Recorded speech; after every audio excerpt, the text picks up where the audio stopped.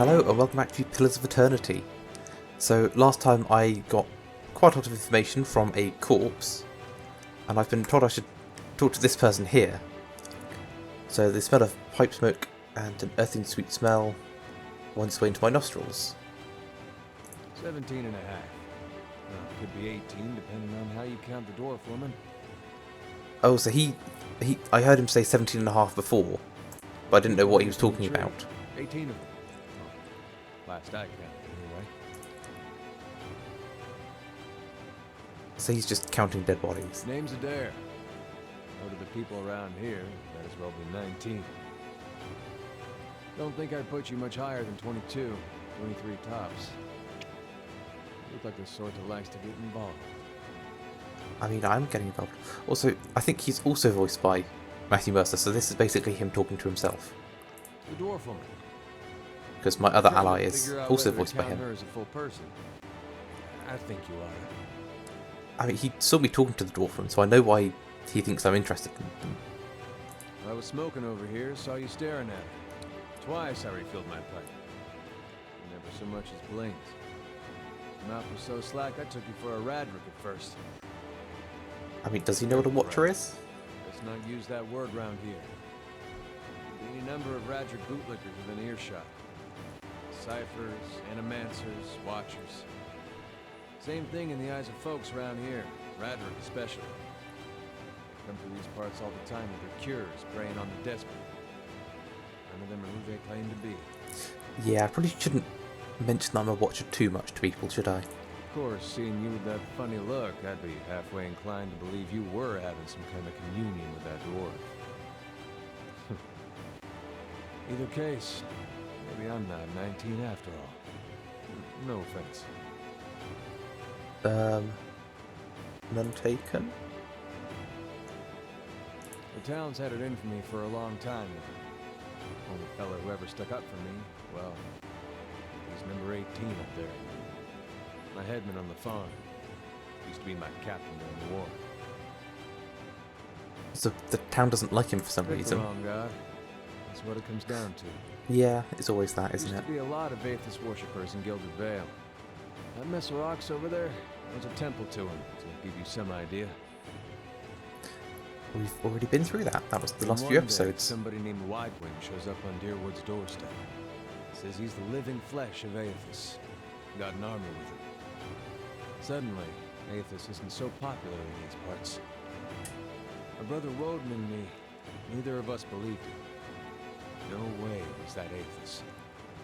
He enlisted, and I did too. But he didn't make it back. After the war, people took to punishing Aethys worshippers, accusing them of treason. Got real ugly, especially after the legacy started. Folks needed someone to blame. I was safe because I fought, but then this rumor starts that my brother, that he was on the wrong side. And I wasn't so safe anymore. Until my headman stepped in and said they'd have to hang him to get to me. And then they did. Seems that's no longer a concern. Of course, the townies don't do the hanging these days, but when Radrick's men come, they got no problem doing the pointing. So, what is he still doing here? Just drinking. We could travel together. Please join the party. I need someone who actually has a defense. Seem to remember hearing something about that years ago. He tamed that place. People would seek him out for all kinds of things. Troubles of the soul, questions for the departed. Of course, that was back when you didn't have to say watcher with a hush on your breath.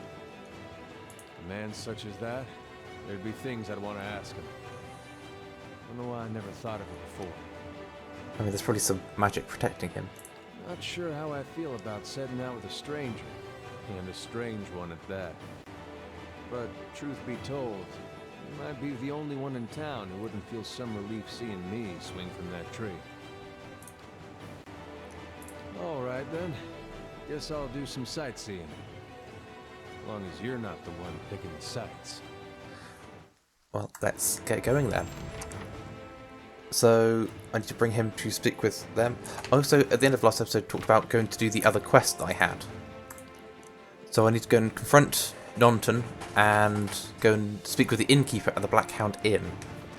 So I should probably do those before I leave. So let's head to the inn. So actually, before I go too far, what do they have equipped? So they have a medium shield and a saber. That's pretty good. And a warbow. Nice. Right. Are we going in? There we go. I thought it was waiting for everyone to catch up. So, yeah, who is it I need to speak to? The innkeeper. Well, I thought I spoke to everyone in here last time. Good day to you. Other than the one person I'm supposed to talk to, apparently. So, 10/5. That was the dwarf. So I'm a favourite of the house. Discounts on drinks and rooms. Do they know of anyone looking for work? So they do have certain sorts coming to look for work from time to time.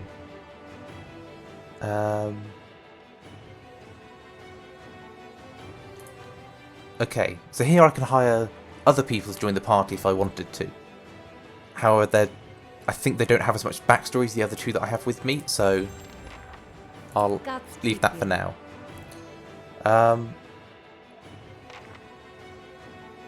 Do I don't need to rest, do I?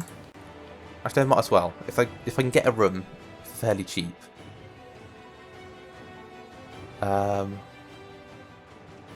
the inn allows characters to rest without using camping supplies. So if I have couple to spend, I can consider the more expensive options. Sure, I'll... Because I have almost 600, I might as well spend some of it. And get a good night's sleep.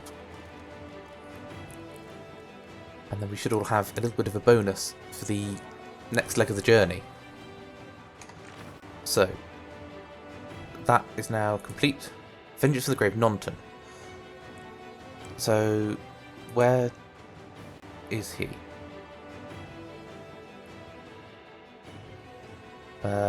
Lives in the nearby... He lives in the town, so if I go outside, maybe one of the houses will be labelled Nonton's house.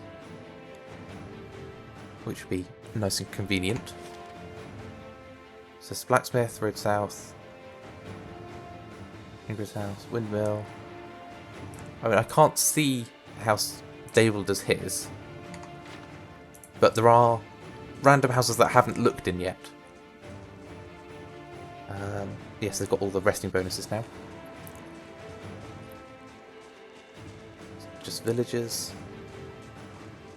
I think do I just need to knock on random doors to try and find him?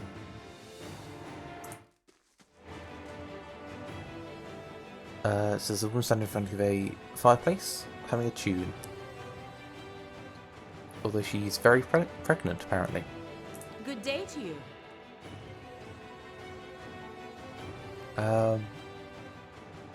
I thought I'd get to know the locals. Yeah. So, didn't know more than most of the people here. The caravan was attacked and I was the only one to survive. So, she told her that it was a dangerous path to take. Oh, Kaliska was one of the first allies I had, I think, and she was on her way to see her sister. I think.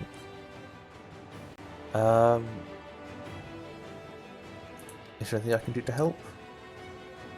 Small favour. So, she's worried about the baby, about the legacy. Every child born in the Guild of Vale has been soulless.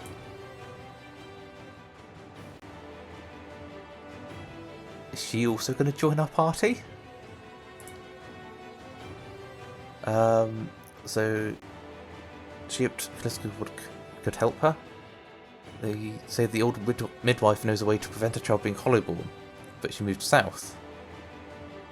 The journey's too far for her, but there's no one else for her. Sure.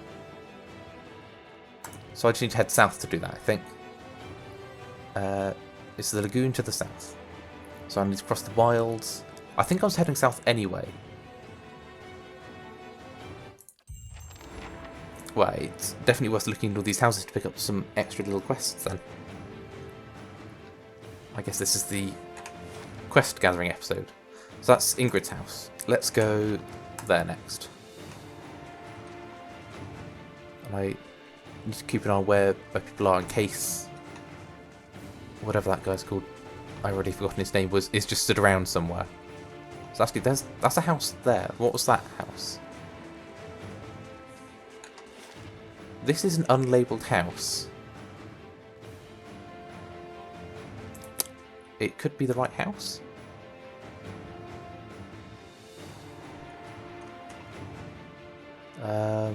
It just got some random people in. Ooh, more visions. Okay.